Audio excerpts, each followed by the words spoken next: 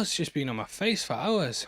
But anyway, welcome to the Heavy Spoilers Show. I'm your host Paul, aka Timothy Spoilyphant, and in this video we're breaking down Alien Earth. The brand new series has just dropped on Disney Plus with a big 2-episode debut, Electric Boogaloo. Throughout this video we'll be going through the Easter eggs and also pointing out the changes to the timeline and our overall thoughts. We will of course be breaking down every single episode every week right after it airs, so make sure you're subscribed. Anyway, I just want to get straight into the series, and right from the off the show's awash with references. Beginning with the FX text, this is written in the same style as the display on the computer Mother on the Nostromo. We also have the fact the title is Alien rather than Aliens, showing that they're focusing mainly on one Xenomorph. We do get different species though that I'll talk about more in just a bit, but I do wonder if we'll even get that S added at one point. Watch out, James Cameron. Either way, we see the text floating in akin to the opening of the first film. This appears bit by bit, just like how it did there. Beyond that though, we get lots of clips behind it. This appears to be a way that they're gonna recap the previous episode, and it's kind of what they use it for in episode 2. It actually reminded me a lot of the original Alien trailer and how it was used there.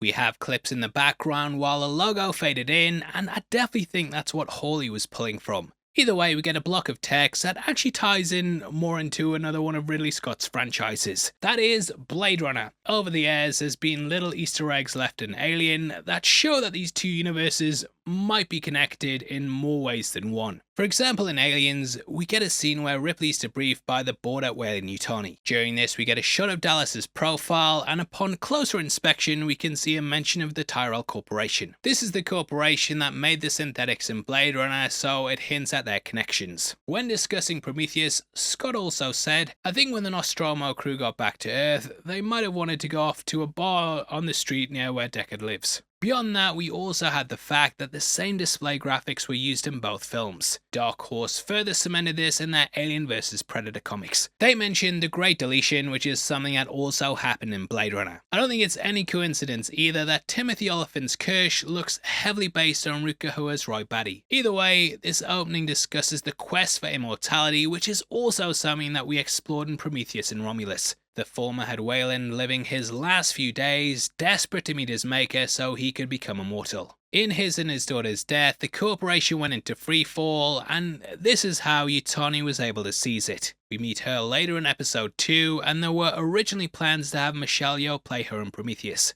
However, after Charlize Theron's scheduled freed up due to issues with Mad Max Fury Road, she was able to appear in the movie more. We also had Charles Bishop Weyland appear in Aliens vs Predator as well as Ms. Yutani in the sequel. Scott's prequels later retcon the AVP timeline, but it's great to see Ms. Yutani here nonetheless. However, I am sure many fans would love to pretend those movies never existed in the first place. But we are working on a breakdown of them at the moment. Yay! Kill me! Stick a face hugger on my face! At this point in the timeline though, they're now Weyland-Yutani, which we get confirmed in this intro. Romulus also had the black goo experiments, which they were trying to reverse engineer. This involved experimenting on a rat, and we see a similar sort of shot in this opening episode. When it comes to the continuity though, things are kind of up in the air, and there has been some very conflicting reports. Hawley said this is sort of in its own timeline, however he's also stated that he's working within the established canon. This included consulting with Ridley Scott along the way. Now, Prometheus took place in 2093, which was roughly 30 years before the events of Alien. That was set in 2122, and this show's set in 2120.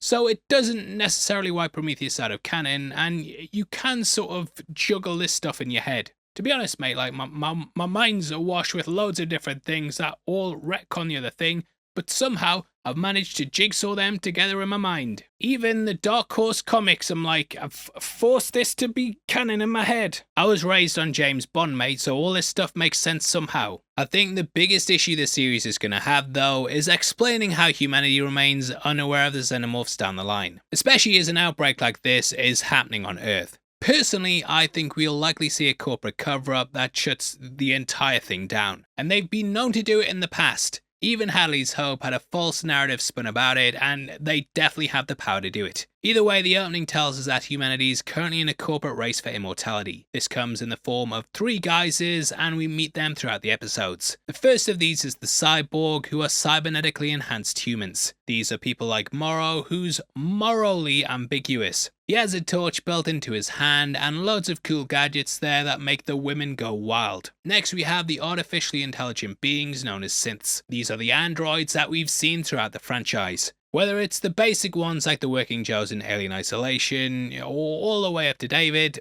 these are the most common type of robots that we've met. This is also the biggest connection to Blade Runner and similar to what we know there. In both, synths were used as slaves because of the hostile nature of the majority of planets in the universe. When the corporations were expanding their building worlds programs, they'd often send in synths as the workforce because of their enhanced strength, durability, and power to hit the thumbs up. This added an extra bit of social commentary to the whole colonization of planets thing, and it's something the series has started to explore more and more. The final type are the hybrids, which are the ones that we meet with Wendy.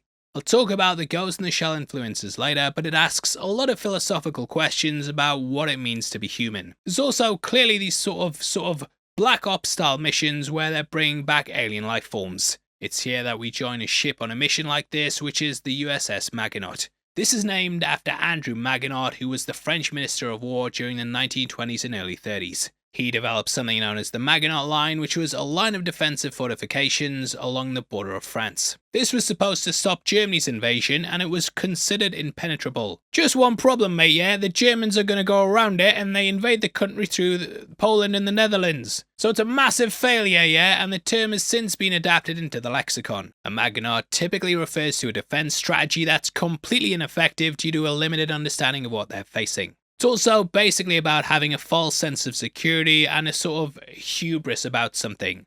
You can completely imply that to the show and how ill-equipped the humans are to deal with these creatures. Throughout we get little flashes of their doomed vessel, and it's kind of like your last voyage of the Demeter. From the Dracula book, mate, not the movie, you uncultured swine. Either way, we get the Xenomorph lying sideways and pan over its head. There's lots of flashes of it on the ship, and we get shots of that with a facehugger in between. It's very, very similar to the opening of Alien 3, where we got quick cuts of the facehugger breaking free.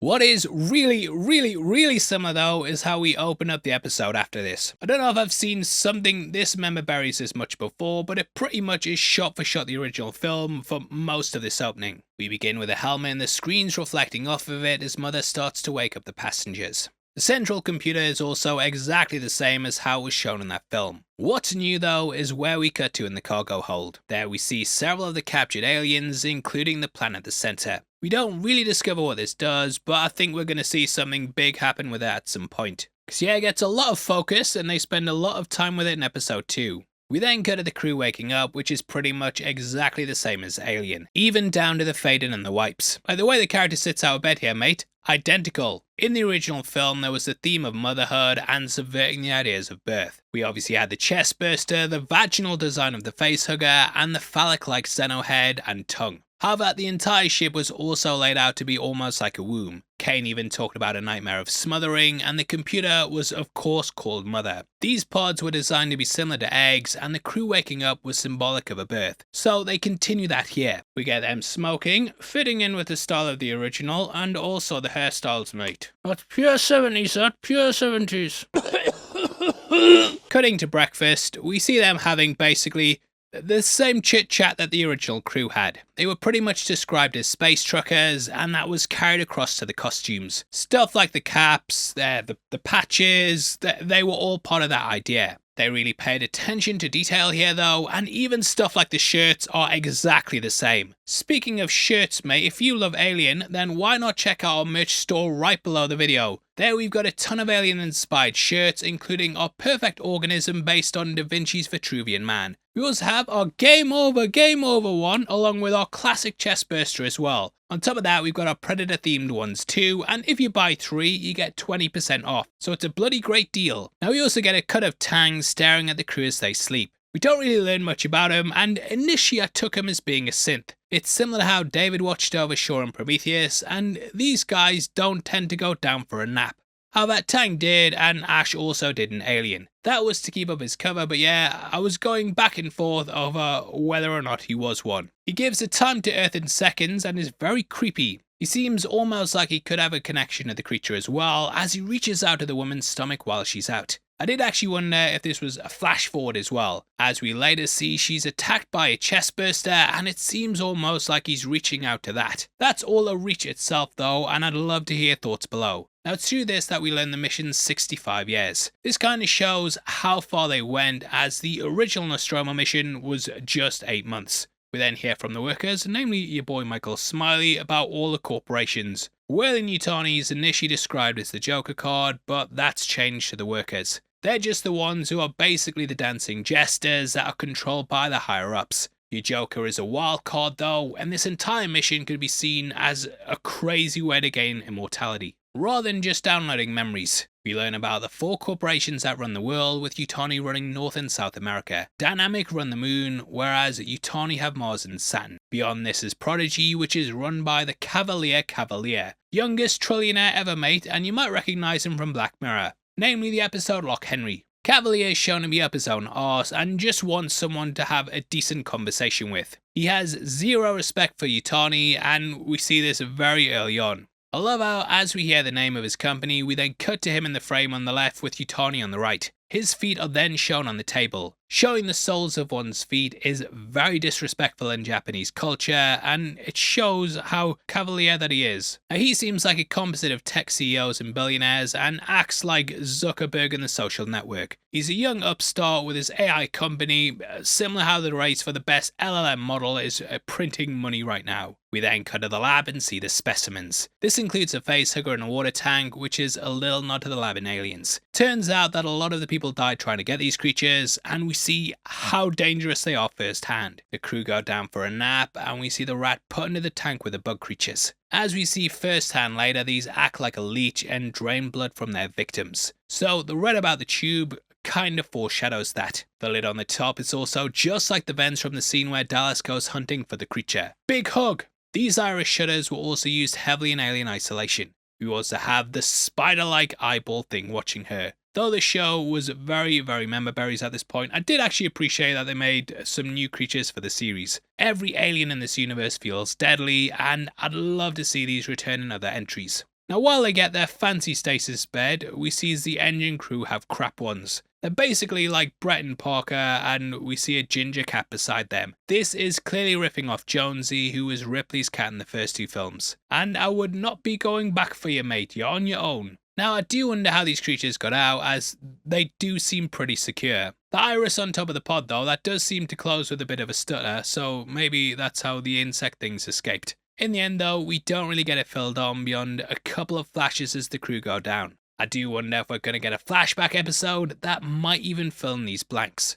Because yeah, they do a lot here with the crew dynamics, and I think it would be a shame if we didn't see any of them again. Now them flashes, mate, they're bloody fast, but just for you, I did a Canadian lad and watched it at 0.25x speed. We begin with Risha Morjani's character hiding around the corner while the Xeno stalks the corridors. Judging by her clothing, it's likely this scene precedes the one later where she goes to Morat Mother. She's wearing that white top with the buttons, and I feel like it builds into that. That's actually very reminiscent of Ripley's escape from the Nostromo, specifically when she's trying to get into the shuttle. Coupled with this, we also have Morrow pointing a gun while the Xeno's in the background behind him. Due to it being there and him pointing the gun forward, I'd imagine that it's him pointing it at another human. It also appears to be the taser gun that he uses later. Now, maybe another one of the specimens, but I feel like the way this is shot, it's like he's protecting the creature. They could be wanting to kill it, but he's trying to keep it alive, which is something we see throughout. Like, don't put it in a web thing, mate, kill it. In between this, we have Tang at his desk, and then shots of him sat in his chair screaming. This may be the insect creatures crawling inside of him, as the 2 soldiers later do a similar thing. We also have the Xenomorph looking through a grate.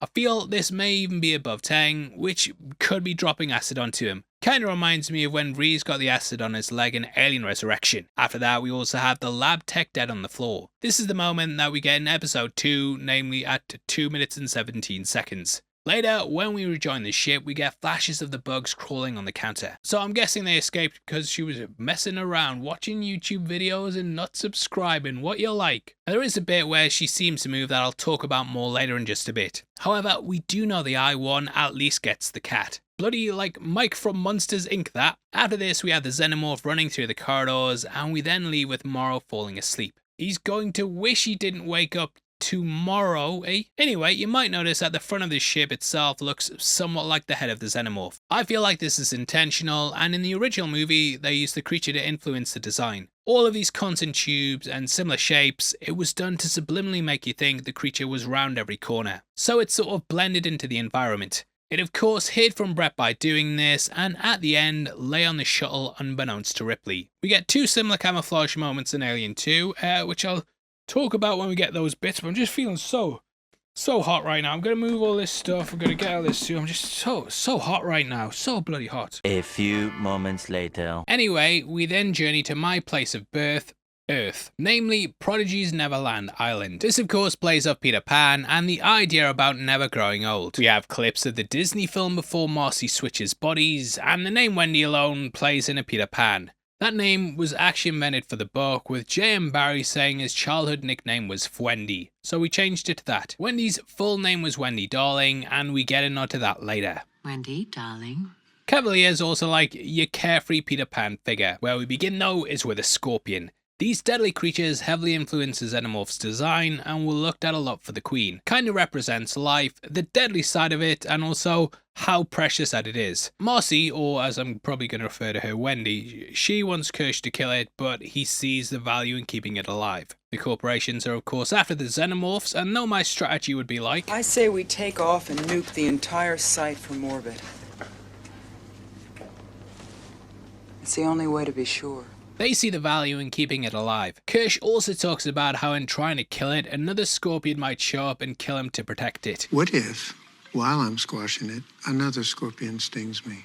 To protect its friend, the same way you're trying to protect me. I do wonder if the different species all kind of have each other's backs, and from what we can see, they haven't really attacked each other. In trying to kill one, the others may see that as an opening on the humans and then attack them, which this conversation could allude to. I think overall though, it's about seeing the value in life, even something that poses a threat. Most would have given up on Wendy as well, but this facility is trying to keep her alive. She says she's scared of it, but Kirsch does the usual about how it's probably scared of her as well. Think of how a scorpion must feel, trapped under glass, menaced by giants. And this also plays into the Xenomorph. That also reacts negatively to fear and may be exhibiting the same thought process that Wendy has. Either way, we see her escort down the corridor and you see someone freezing a part of the wall. This reappears in episode 2 with a guy doing the same job. And we don't really learn why. Initially, I did think that it might be like acid burns from Xenomorph blood and that they had one here before. But yeah, no idea, mate, and haven't got a good theory either. Either way, we then see the transfer process going ahead. I rewatched Ghost in the Shell recently and actually saw a lot of similarities. Adult Wendy looks a lot like Major, but beyond that, we have lots of philosophical questions. The anime had a woman's mind transferred to a machine and it asked a lot of questions about the human condition. For example, if someone did this, would they still have a soul? Do we even have souls? And if we do, is it something that can be replicated? What I'm thinking while watching this is, would it even really be you, or simply a machine replicating your thoughts? Even today, we see with AI how it can mimic an author's style of writing. In mimicking that, it's mimicking their thought process, and when you think about it, the original Wendy's dead. They even give the children flowers which they hold on their chests, which is of course akin to a funeral. When they die, they're zipped up in body bags and then taken away. We've tried to simulate them, to simulate adolescence as you grow into your adult body. She doesn't have hormones anymore and you wonder what's going on with this. And is she even still human? Later, like, she's even confused by her beard. These are weird. So, despite her mind growing, she's an alien in her body. Like the Lost Boys, these kids are never growing up, even though they're now technically in adult bodies. As we get the transfer, we also see Marcy's life flashing before her eyes. In this flashback, we can see Noah Hawley himself playing the kid's father. It's a neat touch, as he also plays guitar in real life and has produced music for Fargo and Legion. While this could be the memories copying across, I also think it could be her final thoughts. To me, the kids are in fact dead, and we just have a machine mimicking their minds. You also wonder what would have happened if Marcy had remained alive, and there'd also been this copy walking around. Like, say they shifted her mind and it didn't kill her during it. If she stayed alive, who would be the real one? I think talking about it like that, clears up more how I feel about it, and yeah, they're dead. She's not human anymore. Why are we pretending she is? I am human. Or we'll see anyway. Technically, she's just being copied though, and therefore it's not really Wendy. It's kind of like if you took a photo of the Mona Lisa. It's technically the exact same image, but one's the original that's worth like millions and millions, whereas the other's just a copy that looks exactly the same. The reason that the original has value is because it has soul, and that's kind of how I see things here. Totally open to you having a different opinion. I know loads of you are bots out there, so if you have a different opinion, leave it below. But yeah, that montage we see later on with all the kids, I did feel there was a side of horror to what was happening. This also reminded me heavily of Invincible, in that we have the Mauler twins who are clones, and they always make it so they never know which one's the original. Welcome to the world of the living, clone. Don't start. I'm the original. So the process was a success. One of the heroes as well, Robot, he employs them to put his mind into the body of a clone. In doing this, he's able to leave his dying body, much like this, and they're both kind of the same, but one's clearly the real person, or, well, it's a debate, I'll say. So yeah, they're copying across things very, very similar, and one ends up dying while the other gets to go ahead. From here though, Prodigy own her, and she's got absolutely no privacy. This is to the point they can even see through her eyes, and I do wonder what other types of control they possess. I even feel like she's their slave and just doesn't know it. I do feel like the series is also tackling how corporations can be as parasitic as the creatures themselves. We had that scene with the Joker card, and it does feel like the characters are just being used. Her brother is also told she's dead. But yeah, to me, I'm really interested to see where that relationship goes. This entire concept though is clearly inspired by Black Mirror, and I don't think it's a coincidence that her brother's played by Alex Lawther, who was from Shut Up and Dance. After it, everything seems better for Wendy though, and the lyrics of the song in the background, they even say, "After a Now this is Killer Crane by TV on the radio, and it signals a new dawn for Wendy. She's hot, faster, stronger. And this Daft Punk has a lot of things to look forward to. There's also lots of weird slow-mo shots, and definitely the feeling like something's off. It's kind of a deal with the devil, and I do wonder what other hold Cavalier has on his staff. Kirsch is kind of the wild card, as he doesn't seem to be interested in keeping the hybrids human, and is proudly a synth. We kind of have a robot and a human here debating back and forth on what she really is, and it's a really great scene. These horror motifs then continue as we zoom in on the TV. There's lots of pictures behind it, including someone running away. There's also a weird shape that, I don't know, kind of looks xenophobic, which, wrong word to use there, but you know what I mean. She's also given a walrus toy, which could be a reach, but that might be a reference to the Walrus and the Carpenter. That's a poem that was featured in Through the Looking Glass that focuses on greed and abuses of power, much like how Cavalier is a selfish person in a world full of corporate greed. It's also referenced in the iconic Beatles track I Am the Walrus.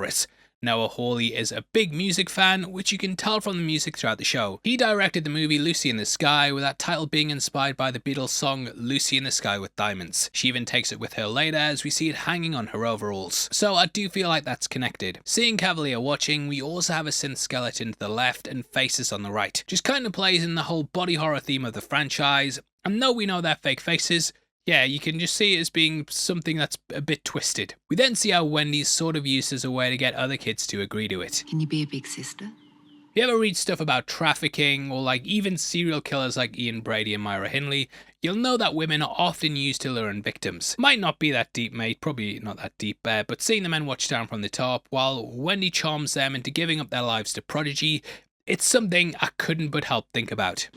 When do we get to go home? You don't.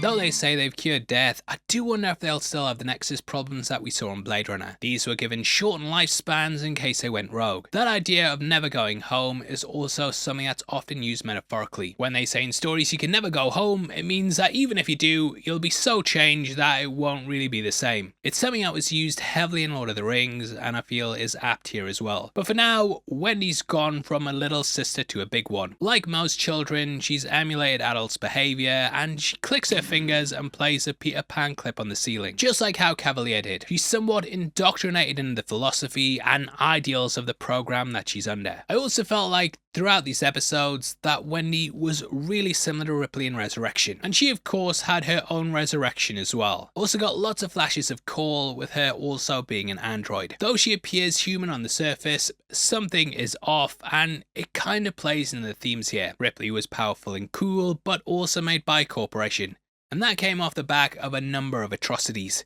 In the end, we get a sort of lost boys thing who will never grow old, and they all live in Neverland. Also kinda saw it as being similar to the Queen building their hive. You might also notice that one of the characters is called Smee, which is of course named after Captain Hook's right hand. Well, not his right hand, mate. He got a hook or whatever, but yeah, that's just a little Easter egg there. Reading then Peter Pan as they go to sleep, we hear Cavalier talking about how Wendy first heard of Peter Pan. That was through clearing out her brothers' heads before they went to sleep and saw things from their imaginations. We see Wendy putting her head into a device as she sleeps, which may be Cavalier doing something similar. I think this episode definitely plays into the kind of monstrous things that can happen when you lay down for bed. We had a similar thing with Morrow, and now that motif's repeating here. In to go with this, we see Marcy along with a sheep. The first animal that was ever cloned was Dolly the sheep, and this raised a lot of ethical questions. We also see the scorpion, a needle going in someone's arm, and some hair going down the drain. That sting from the scorpion tail and the needle, you know, kind of marries up nicely and subliminally thinks of like a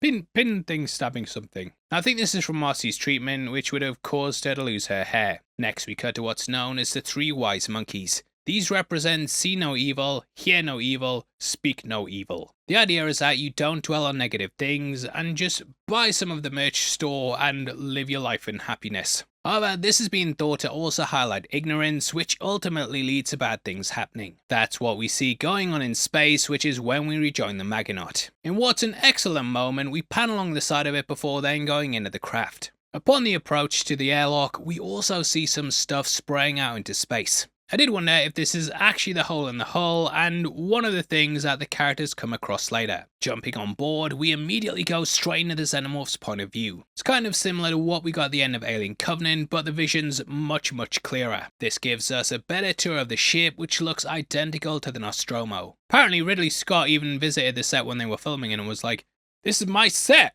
Anyone who's played Alien Isolation as well, you're going to get flashbacks to running down these sort of corridors. Or not running, because you should be very slow and crouch and just walk along very slowly. It's a nice mirror of that first movie though. That opened up with us slowly going through the ship, which was sort of similar to what we did at the start of this episode. But here we see it in an emergency. The red lights are flashing, and that show of Morrow with the taser also had these. So that might have been just before this moment. Either way, in to go with this, we have a facehugger and also have the medical wing, which is where Kane was kept at in Alien. On the ground, we have the medical officer as well, so I do think that someone or something moved her due to where she shows up later. This body later disappears when they explore the ship at the 2-minute mark of episode 2, so yeah, something or someone moved them. Possibly one of the other creatures. We also have someone on a bed who gets discovered there later on. Next, we head down the corridor similar to where Ripley berated Brett and Parker at in the original film. We also get a flash of a woman running, which feels like it's playing off the original trailer. In the control center, we then get a scene playing off the crew expendable moment in the original. Morrow says that containment's failed, and we see he's willing to let the rest of the crew succumb to their fates. Like even says they're dead before it happens. We also see the blowtorch built into his hand, which he uses to seal the door. This is sort of a reverse of the iron torch in Alien Isolation, which you would use to open up doors with. These weapons can be altered and changed. As we see in episode 2, it switches to a blade. Morrow is completely ambivalent to his pal getting torn up outside, and we then see the Xenomorph making his way to the door. It's a great revealed scene, and hats off to you, Morrow, for not crapping your pants. The Xeno walking backwards, that also A first look similar to the plants that we mentioned earlier. The creature cracks its head into the glass and it feels like the lander scene at the end of Covenant. Hiding in an impact room, he then locks himself away as the creature tries to get him.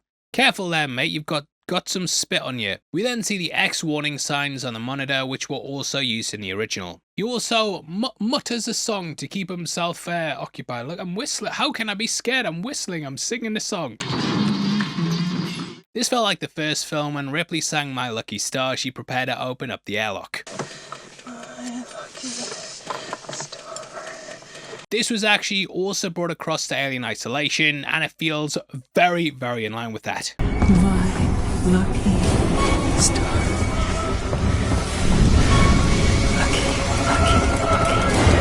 The ship's on a collision course, and I love how as it crashes into the gate in space, there's absolutely no sound. Either way, we then cut to Earth and see how much the corporations loom over everything. There's propaganda posters for Cavalier mentioning potential realized and one of him with a red flag-like background. This is essentially a company city. This is basically where a company has a monopoly and they create homes for workers, so you never need to leave, guys. In the past, some even paid wages in scripts, which is what we saw in Sinners. This was a type of money that could only be used in company shops and establishments, so it was extremely limiting. This appears to be more like the British company towns known as model villages, such as Bourneville. It's also kind of corporate colonialism, as we see this Asian countries being taken over. Kind of similar to how East India companies took over, well, India. Corporate culture is so embedded into life though that we even hear one of the rescuers saying they collect Weyland-Yutani trading cards. From here, we then cut to Wendy's brother CJ. Or Joe. We discover she's been watching him, and I love how there's still cuddly toys about her room. Just kind of shows how she's still a kid. She also says that her brother's name's Joe DiMaggio, but the cast list says that it's CJ, which is something I went back and forth on with her calling him Joe. Good night, Joe. Joe? I did wonder if that's playing off how the pair took on the name of people they admired. CJ's surname also lists him as Hermit, and Hermit as well. You've got the subtext there, mate. Either way, we can see he's got a baseball t-shirt. Guy also gets obsessed over a ball later on. DiMaggio was one of the greatest baseball players of all time, and we can hear him listening to his old games. And still getting excited. Don't know if that's like a comment on franchises repeating the past or what, but hey, it's not, but yeah. Sometimes a cigar is just a cigar, but I couldn't help but think that. Although these cities and environments look like they're Asian, I did go back and forth on if they actually were. Let me explain. Later on, Yutani says Cavalier is something that belongs to her, so yeah, it might just be his territory as we know she owns America. However, everyone's speaking English, and this might be for one of those Ridley Scott reasons. Casting your mind back to Blade Runner, LA had lots of Japanese imagery because their corporations were now running the country. Okay, so after doing a bit of research, it turns out this is actually New Siam. Siam is the previous name of Thailand, so yeah, scrap everything I said before. Scrap all that crap! Either way, we see him with a similar headset to what Ripley had, and we learn he works with Prodigy. He's basically a medic that's sent in to provide aid. His sister's living vicariously through him, and we learn he's completely alone. Holding a photo with his sister and father, we learn the latter's died. Like for real. So discovering Wendy, it's likely going to bring up a lot of things. Either way, we see him watching Ice Age, which is of course in the aftermath of an extinction level event on Earth. So it feels apt. I love how the camera spins past the projector and shows the kid watching the movie on the other side. Plays nicely into Wendy, who's currently watching her brother on the wall. She's still a kid as well, and it takes her back to watching the film as a kid. Which I don't know how you can remember being that young, but you might be a robot, so you've got perfect memory. The next day, we see him with his team of soldiers, and this is where it all kicks off. Hearing, "What did the robot say yesterday?" "I gotta serve out my contract."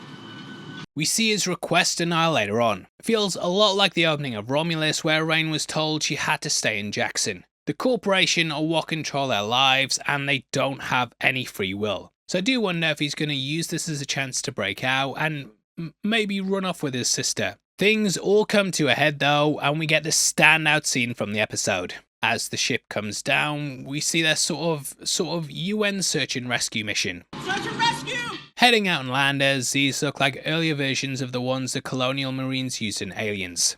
It's an excellent moment just watching Hermit head outside and look around as the ship's in the side of the building. The engines are still firing away, and then we pan up towards the sky. It's complete chaos, and I loved seeing it from this ground level. You might also notice the group have got pulse rifles, which also builds off the Marines. Just like how the interior of the ship was created to look like the Xenomorph, I did wonder if the helmets here ever captured that as well. Obviously they use these helmets in real life, but yeah, seeing those black domes reminded me of the alien head. Making their way through the building, they then eventually come to the ship's entrance. Which I wouldn't go any further, mate. Feels very September 11th though, as the ship's crashed into Twin Towers and the rescue team are sent in to go and find survivors. Even the ship flying overhead is very similar to eyewitness footage of the planes going into the buildings. We then see them enter, which feels very much like the news footage of Ground Zero. Now it's here that I really started to think about the original script for Alien 3. In case you don't know, that was written by William Gibson and basically involved a group of soldiers coming across a vessel just like this. They slowly piece things together before being taken out one by one. Did anyone... Oh, is it... Oh, me hot. Ooh.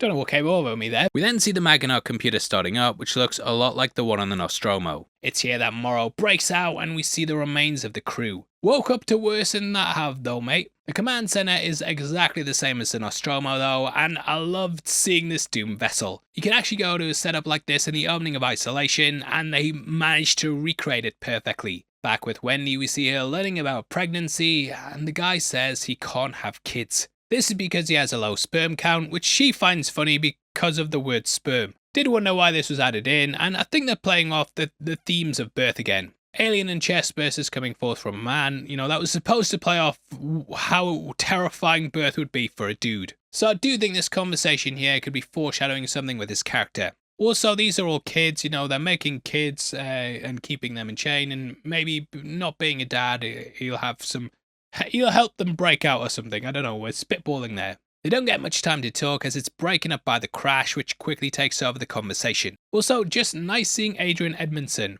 Kind of plays off the Consigliere Cavalier, and I did wonder if he was a synth or a real person. Basically, Alfred droid. We later see a similar figure with Utani, and yeah, kind of just it's businessy to have someone around who just follows you around all the time.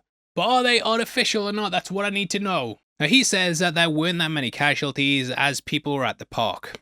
I do wonder if this was to downplay how many people know, and potentially this could aid them in the cover-up. Knowing her brother's in danger, Wendy then decides to head in. Kind of like showing off the Thunderbolts, this might be some good PR. They want them to appear like the next step of humanity, and even though she's catching balls so fast it disproves it, it's something Cavalier's up for. We also have some child soldier illusions here. While they have adult bodies that are insanely powerful, they are still children. They're sitting around like kids and were sold the idea of being immortal and changing humanity. But now they're just being used as child labor to go out and make the company look good. So yeah, it's very morally conflicting. Grabbing a weapon, this kind of felt to me a bit like in The Faculty when Zeke grabs the guillotine. Don't know if that's a reference to it, but the parasites in the episode do look a little similar. Heading out with her walrus and synthetic siblings, they then go out on some prototype dropships. The search and rescue team go to the lab, and it reminds me of Aliens and also Alien Romulus, where the horrors of what they're going to is revealed. Joining Morrow, we then see him moving through the corridors with his stun gun. The pipes look like tails, and even the paneling in the top left looks like a facehugger. Upon entering the lab, we can also see one of the creatures is still contained. I feel that's gonna break out at some point and possibly go mental, mate. Possibly, I think that's gonna happen. Am I gonna be right? 100%! Who is free though are these bloodsuckers that descend on one of the soldiers. We also have a character on the ground who's been shot. It was one in the chest and one in the head, so it definitely wasn't self-inflicted. Or a creature. I do wonder who was behind that, as Morrow seems to avoid killing where possible. Even the soldiers here he ties up, I don't know if he wanted them to die. But you were pretty careless, mate. Definitely don't leave people tied up here, dear me. Like, even the gunshot ricochet sounds like a Xenomorph. Wait, was that scaring off? I don't know, but that's what it sounded like. Escorting them to the pole, we then get the mother sound effect from the computer. Morrow then gets called brother and says, I'm not your brother. This then gets flipped in episode 2 where the god says, I'm not your friend. This is quite a deep cut Easter egg, mate. Very, very deep, because it's actually a direct reference to this. Don't call me a rat, buddy. I'm not your buddy, friend. He's not your friend, guy.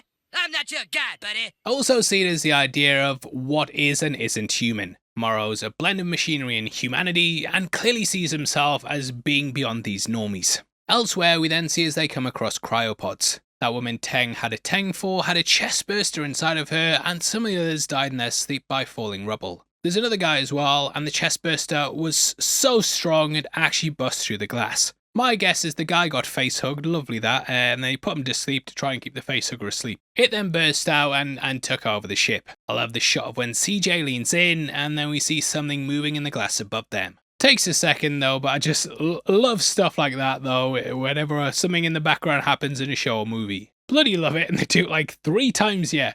10 out of 10, no notes. The leech bug vampire things make their move. Hawley said with these specimens that he wanted the viewer to feel the same fear they had when witnessing the Xenomorph for the first time. I want you to have that feeling, because that feeling is integral to the alien experience.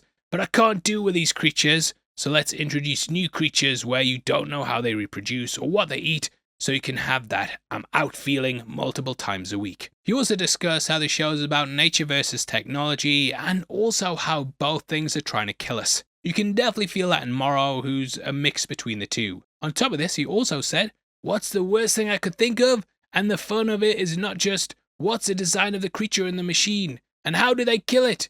With the creatures, what do they eat? But also, then you have the opportunity of, well, how do they reproduce? And that's going to be gross." So expect lots more body horror. Now back with Wendy, we see some of the gang playing rock, paper, scissors, which kind of just once more enforces that they're kids. Even the patch on their arm also looks a bit like a bear, and I did wonder how this was going to impact them, especially with them basically being around Newt's age. I did also notice that CJ had this patch later on, and we see later this is the logo for Prodigy. Must be a big fan of Smack My Bitch Up. The logo is also on the kids' name tags, and I feel like it's constantly repeating because it's showing that they're kids. Kirsch then talks about the scorpion and how humanity used to be food.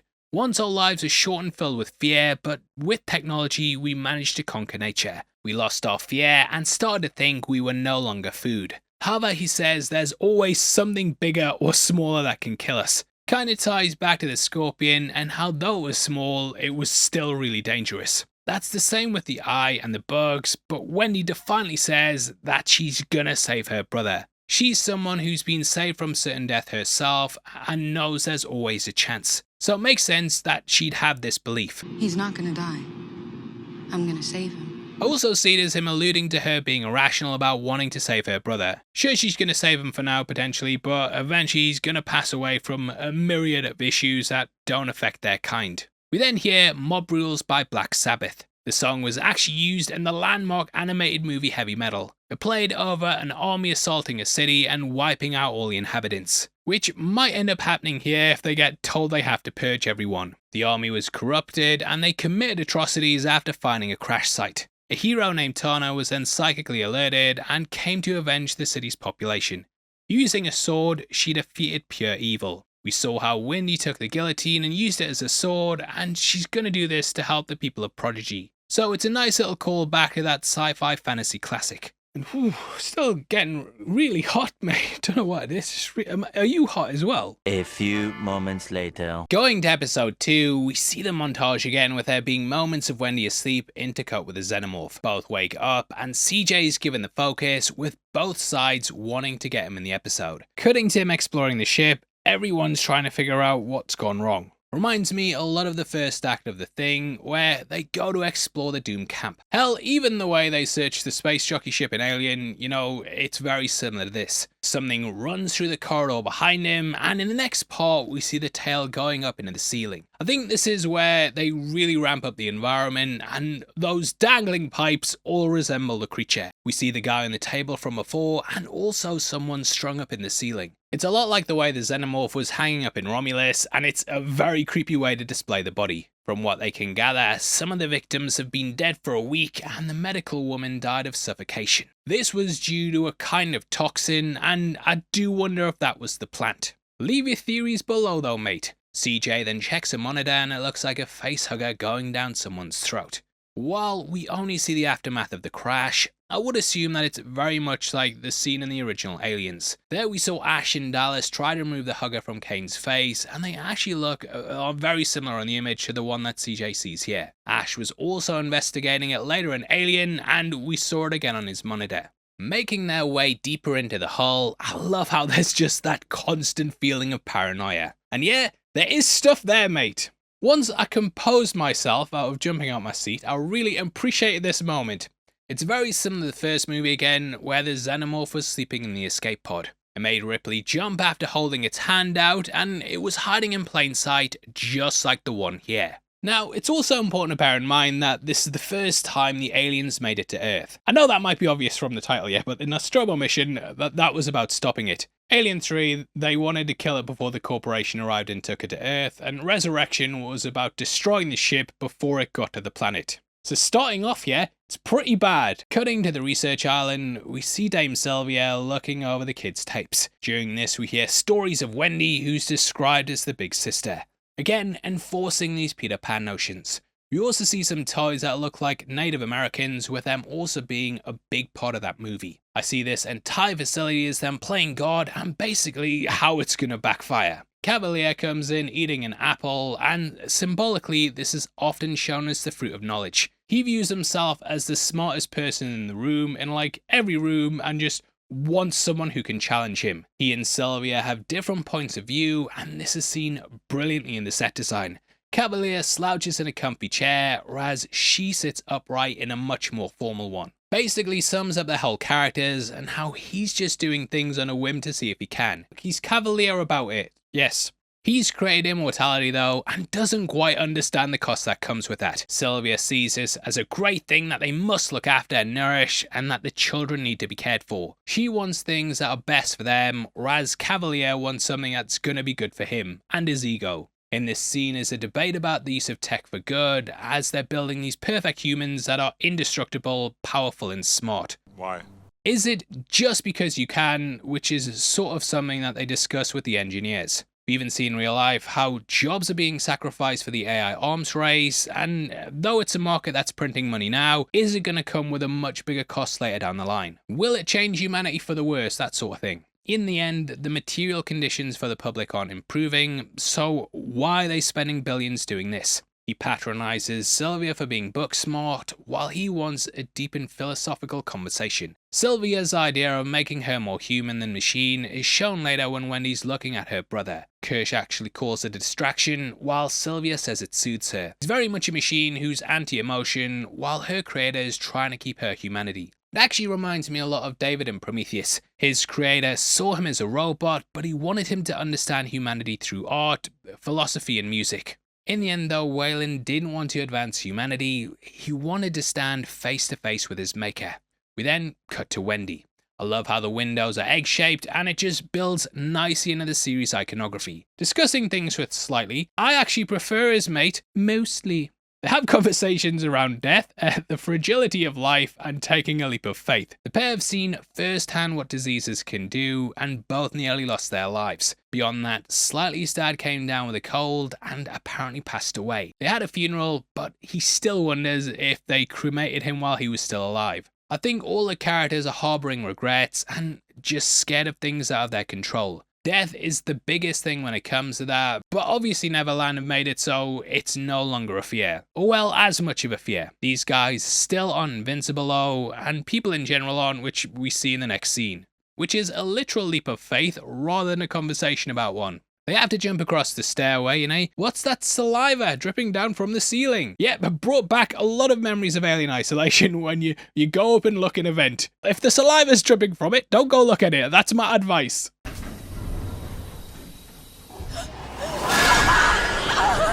Whew. Anyway, the guy stares up into the dark and absolutely great reveal. Chasing him through the corridors, he then manages to make it to the elevator. Reminded me a lot of the moment in Terminator 2, and he barely survives. Getting a flashback to one day earlier, we see he's rejected by the corporation. Again, it's a bit like Romulus, but allows us to see another part of Wendy's powers. We learn she's capable of rewriting code. He'd made a promise to their dad he'd go back to medical school, and I think this emotional connection is what allows her to do it. so she's very much still got that human side to her. Have a heart. Guy wants to go to Mars as well, and it'll take him away from all this pain, and his sister. I do wonder as well how this ability to interface things will extend beyond what we've seen so far. Upon landing, Wendy hears a buzzing sound and ticking that initially sounds like radio static. This then repeats with the eggs, and I'll talk about my theory with that later on. We also see things through her eyes. The crash ship here did remind me a lot of the derelict one that they find on LV-426. It's got that tube TV effect to it, and heavily plays into that VHS style that the original movie had. It also reminds me a lot of the Void Comp test in Blade Runner. Now it's here that they really start to have Wendy displayed similar to Ripley, especially with the cropping. The themes of being stalked and watched continue as we have Wendy watching her brother, which is alongside the Xenomorph.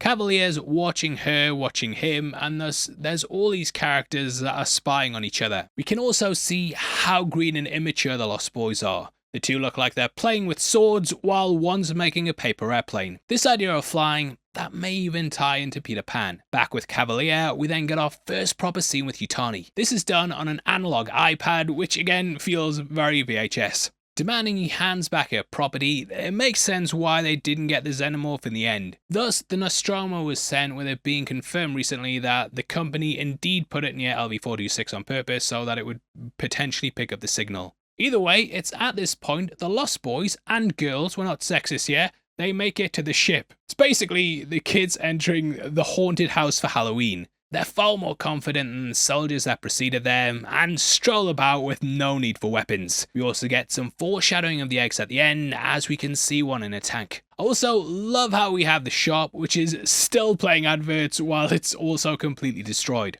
Highlights the world the corporations are trying to build, but it's their inability to control nature that will likely destroy everything. Because life finds a way. Through the cameras in their eyes, we can see on the HUD that they mostly all have the names of the Lost Boys. We mentioned Smee earlier, with one being called Toodles and another named Curly. Nibs is also name checked by Kirsch. Wendy and Slightly then make their way into the building, whereas Kirsch and the others remain on the ship. It's here where they come across the plant that also resembles an egg. Kirsch tells them they're not animals though, so they have absolutely nothing to fear. We'll see though, mate, we'll see with our eyes. But yeah, it does look like it restrains itself when looking at the hybrid. Now here we have the Venus flytrap thing and then come across the bugs. These have massive sacks like your granddad, and then we get the eye. This is where I really think they went next level with it, and it was so creepy seeing it coming out the cat. The new monsters reminded me a lot of The Thing, specifically that aliens are using animals to hide themselves.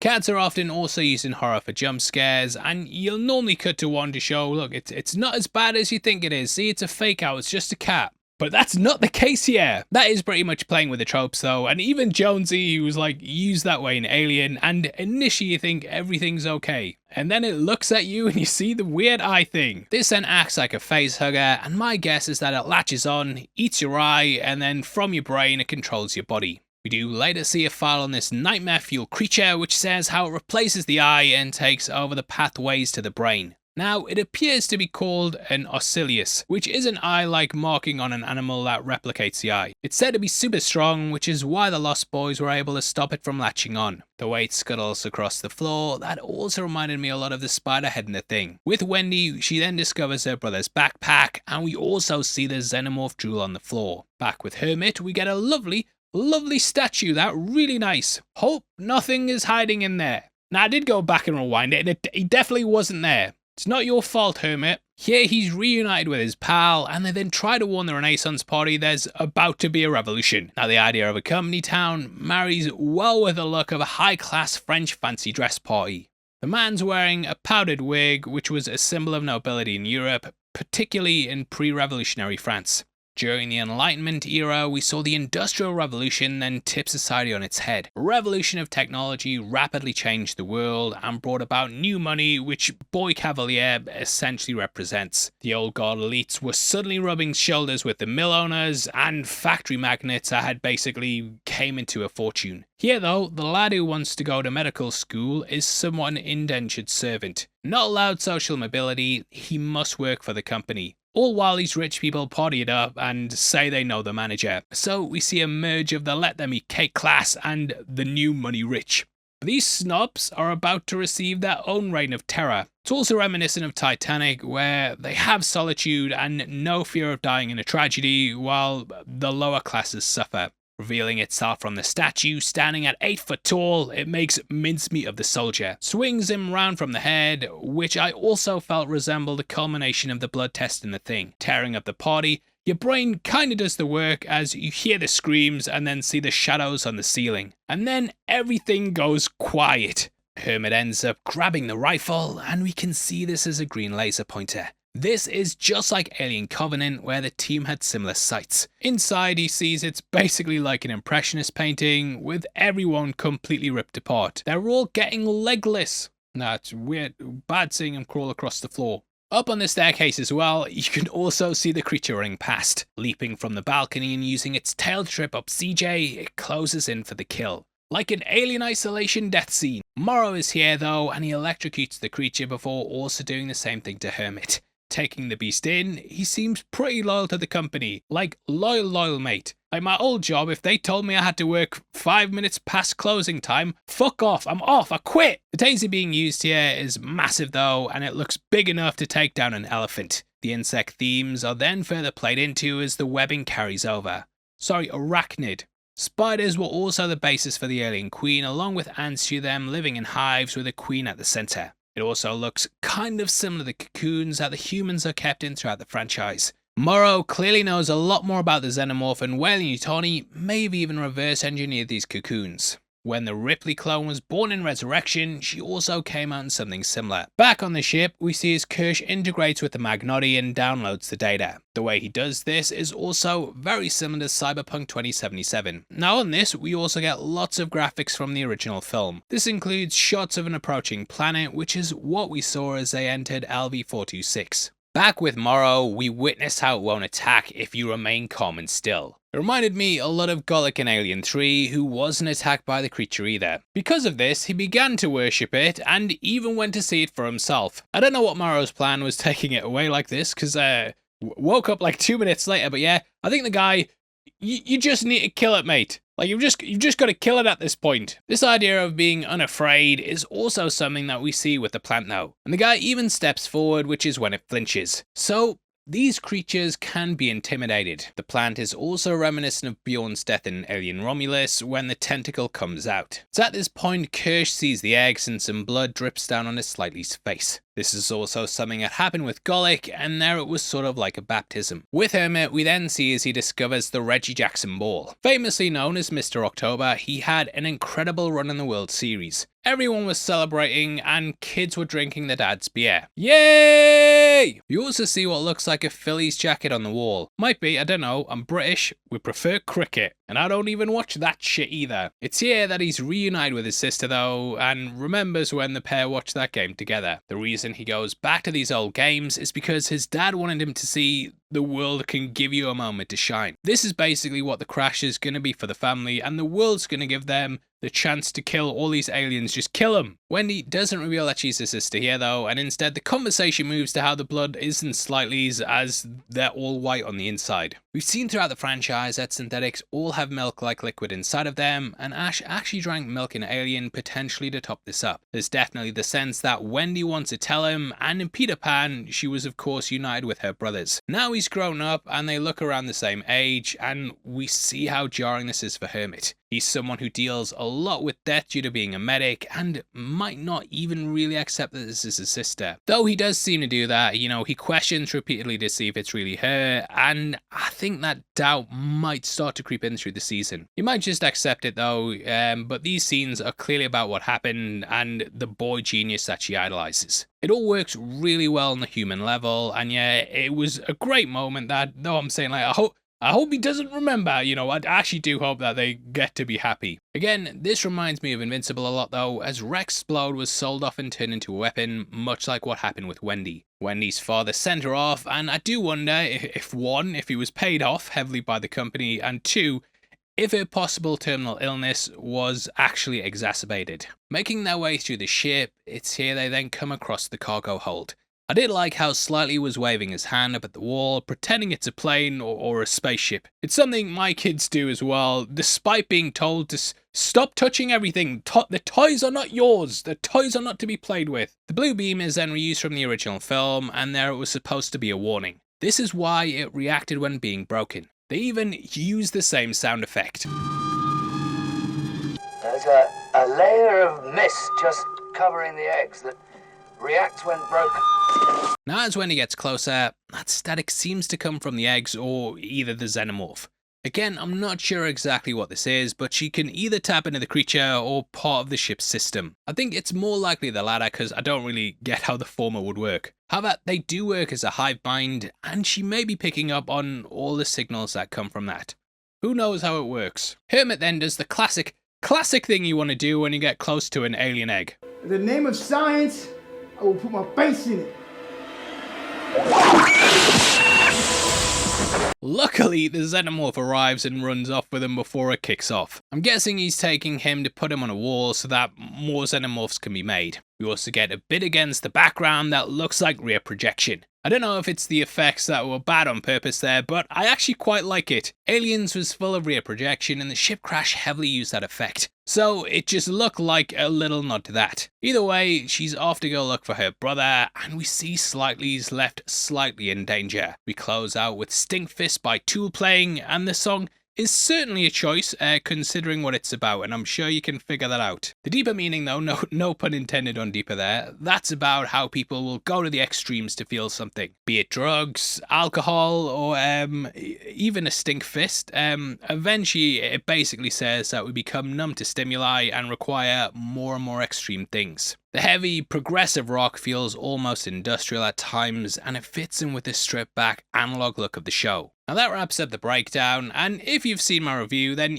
you kind of know my thoughts on the episodes. I think this was a really solid start to the series, and across the board they nailed the aesthetic. I also like the balance between the AI stuff and the more horror-centric stuff with the aliens. Scott's always dipped his toes into artificial intelligence, with Prometheus and Covenant, heavily exploring that. So it felt like a natural progression, but I do feel like that stuff might be divisive. I know there's people who just want to see the Xenomorph and might see that as being boring. However, I think it adds a deeper layer to the show, as it could easily just turn into a straightforward monster thing. Pacing wise, I did think some parts dragged, and I was kind of a bit meh on the opening of episode 1. I know people's mileage is going to vary heavily on that, but doing stuff shot for shot for me, especially when it's a prequel, I don't know, it's just kind of weird to me. I get it was done to establish the world, but I found it a bit redundant. Because I was more like, that's this shot and this shot and this shot, rather than getting to know the characters. Kind of takes me out sometimes, but yeah, my brain kind of works like that. Overall, it's a very small thing, and I know some people are going to love it, but for me, it was just kind of like, oh, it's weird.